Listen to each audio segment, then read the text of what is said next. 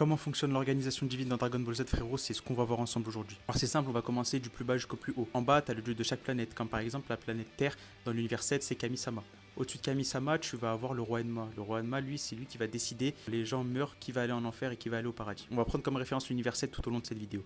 Au-dessus de lui, tu vas avoir les Kaio, des nombres au nombre de 4. Ils sont chacun chargés de surveiller une galaxie dans leur univers. On a le nord, le sud, l'est et l'ouest. La planète Terre se trouvant dans la galaxie nord, c'est celui du nord que Sangoku est allé voir lorsqu'il est mort contre Raditz. En plus d'être chargé de veiller sur la galaxie, chaque Kaio a le droit d'entraîner les guerriers qui ont pu garder leur corps après leur mort. Au-dessus des 4 Kaio, tu vas avoir le grand Kaio. Lui, il va être en gros en charge de l'univers tout entier. Tu sais, c'est le vieux barbu qu'on voit lors du tournoi de l'autre monde quand Sangoku s'est battu contre Paikwan. Ensuite, frérot, tu vas passer un niveau au-dessus. Au-dessus des Kaio, on va avoir les Kaioshin. Eux, en plus de gérer l'univers, ils vont être aussi en charge de l'au-delà. Mais dans l'univers 7, ils ont tous été tués par Majin Buu, seul le Kaioshin de l'Est est resté en vie. Au-dessus des 4 Kaioshin, on va avoir le grand Kaioshin, le plus haut gradé des dieux de la création. Lui, pareil, il va être en charge de tout l'univers, dont les Kaioshin. Dans l'univers 7, comme le Kaioshin fait partie intégrante de Buu, c'est le Kaioshin de l'Est qui l'a remplacé. Étant jeune et inexpérimenté, il se fait aider par le vieux Kaioshin qu'on a pu voir dans le manga. Et parallèlement au dieu de la création, tu vas avoir le dieu de la destruction. Le dieu de la destruction, il est un peu au-dessus du dieu de la création, mais les deux sont étroitement liés. Si l'un des deux meurt, l'autre aussi. Le dieu de la destruction, lui, il est chargé au fur et à mesure que les planètes apparaissent à en détruire d'autres afin de préserver un certain équilibre dans l'univers. Enfin bref, là on passe au top du top. Chaque dieu de la destruction, il est assisté par un ange. Dans l'univers 7, ça va être Whis. Et chaque ange vont se référer au grand prêtre et à Zeno. C'est le boss, les gars, il n'y a pas plus puissant que lui, on va pas se mentir.